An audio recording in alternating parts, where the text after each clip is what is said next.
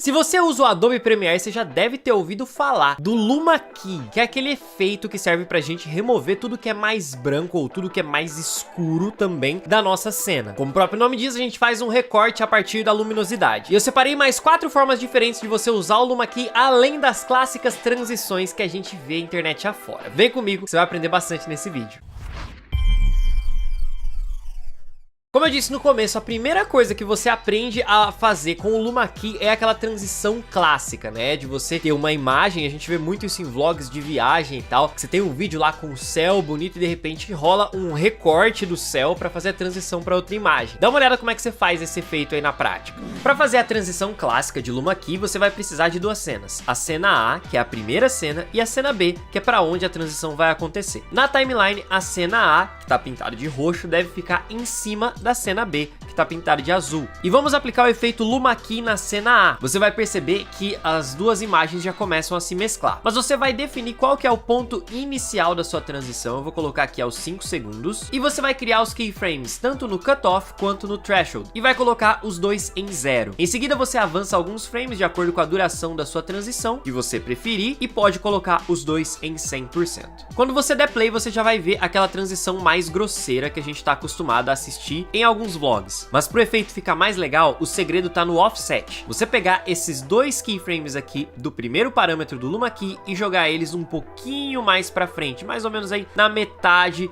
dos keyframes de baixo. O efeito fica mais bonito porque ele começa removendo o que é branco pra depois remover o que é preto. Fica ainda mais bonito quando a sua cena tem o céu todo estourado em branco, como é o nosso caso aqui. A transição fica mais sutil. Então, legal, né? Mas tem muito mais pra gente fazer além dessa transição. Um segundo uso que eu vejo é também pra uma transição, tá? Tudo bem. Mas é pra uma transição um pouquinho mais pensada. Uma transição do plano zenital de um drone. Plano zenital é aquele plano onde o drone tá sobrevoando assim, apontando a câmera 100% pra baixo. Mas se liga aí pra você ver na prática como que a gente pode criar essa transição. Pra conseguir fazer essa transição de drone, primeiro a gente precisa de 2 imagens que se complementem. Eu consegui encontrar uma bem legal, que é esse take sobrevoando uma floresta e depois o drone passa por cima das nuvens. E eu também consegui encontrar um take de um drone onde ele tá apontado para baixo e filmando uma rua. Ele tá exatamente no mesmo posicionamento, mesmo ângulo do que a tomada da floresta, e isso vai funcionar muito bem. Agora é a gente escolher onde vai começar a nossa transição, mais ou menos aqui, colocar o nosso vídeo B exatamente nessa posição também, pra gente conseguir criar essa transição, e aqui na tomada das nuvens a gente aplica o Luma Key. E você pode perceber que só aplicando o Luma Key a gente já consegue enxergar a tomada de baixo, né? Então o que a gente vai ter que animar é apenas esse parâmetro do threshold. Vamos colocar ele primeiro em 0% para ele mostrar a floresta. A gente cria um keyframe aqui, avança até o final, ou até onde você quiser que a transição termine, e coloca esse threshold em 100%. E aí, para essas nuvens saírem, a gente não vai usar o cutoff, tá? Porque senão ela vai sair com esse rasgado aqui, tá vendo? Fica bem feio. A gente vai usar uma transição simples, pode ser um cross dissolve. Você aplica essa transição aqui no final, e agora, olha lá, as nuvens vão saindo lentamente. Aqui a transição já tá bem legal, mas para dar aquele toque final e perfeito, a gente faz um movimento falso de câmera nessa tomada de baixo, para que haja uma continuidade. Aqui o drone tá viajando para cima, e aqui nesse próximo take o drone tá parado. Então no próximo take a gente vai aumentar um pouquinho a escala, vamos pegar a posição dele, jogar ele inicialmente nessa posição aqui, e começando aqui no início do take nós vamos criar um keyframe de posição, e depois aqui no final a gente pode retornar ele para a posição original clicando aqui no reset. Para a animação ficar mais suave, você cria uma pequena curva aqui de velocidade no parâmetro de posição, e pronto, sua transição está 100%.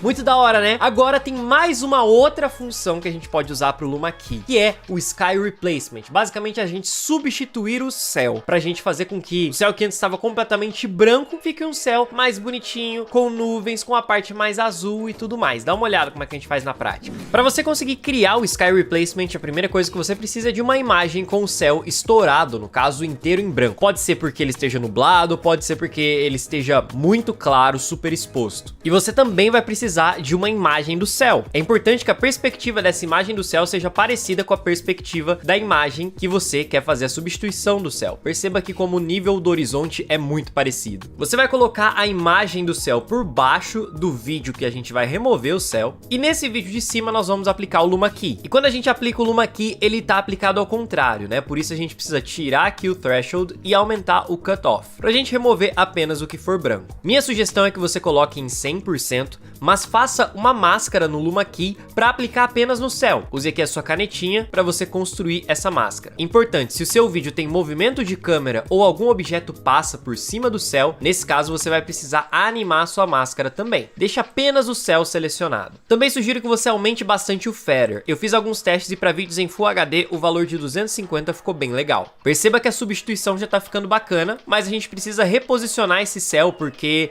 os horizontes estão se misturando. Então eu vou aumentar um pouquinho o tamanho dele e jogar esse céu um pouco mais para baixo. Ainda vou diminuir a expansão da máscara para que o Luma Key fique aplicado exatamente no céu. E por fim, ainda faço alguns ajustes aqui no Cutoff para a gente conseguir mesclar as duas cenas. Vale até diminuir um pouquinho a opacidade da máscara para o seu efeito ficar mais realista. E para fechar, não se esqueça de fazer uma correção de cor nas duas imagens para deixar todo mundo ainda mais correto. E aí a gente tem a substituição do nosso céu.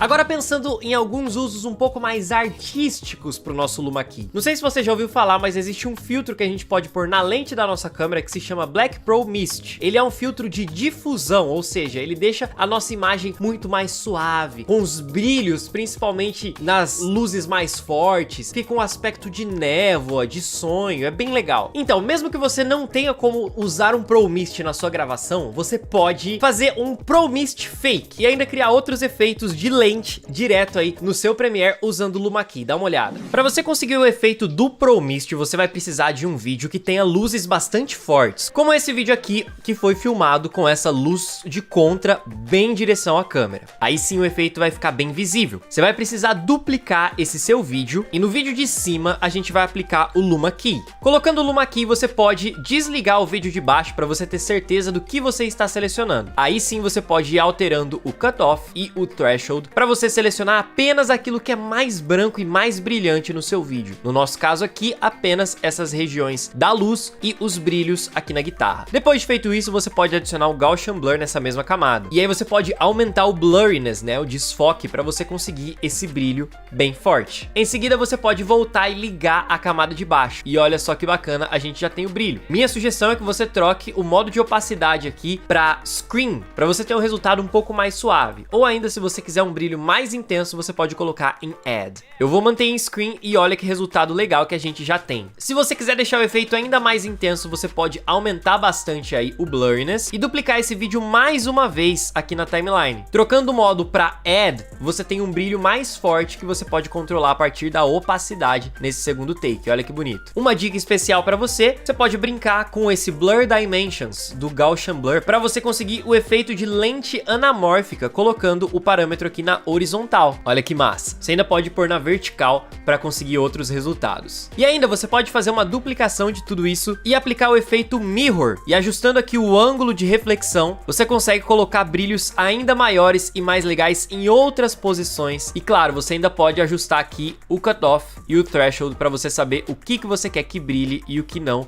aqui no seu vídeo. Muito massa, né? Mas a gente não precisa se limitar com isso. Ainda tem mais uma última forma de você usar o Luma Key, que é para você criar os trails, ou melhor, os rastros de luzes super fortes. Esse efeito é bem artístico e pode ficar bem interessante dependendo do contexto do seu vídeo. Para criar os trails é muito simples. Você vai precisar começar duplicando a sua camada, adicionando o Luma Key nessa nova cópia. Depois de fazer isso, você pode desligar a camada de baixo para você ver o que você está selecionando com o Luma Key. Aumente aí o Cutoff para ficar apenas as partes mais brilhantes da sua cena. Depois disso, você pode aplicar nesse mesmo vídeo o efeito Echo. E no Echo você pode brincar à vontade com os parâmetros. Eu recomendo que você coloque o número de ecos no mínimo em 10 e depois o Echo Time em menos 0,1. Coloque também um pouquinho de Decay em 0,8. Depois você pode trocar o modo de opacidade aí dessa camada para Linear Dodge Add.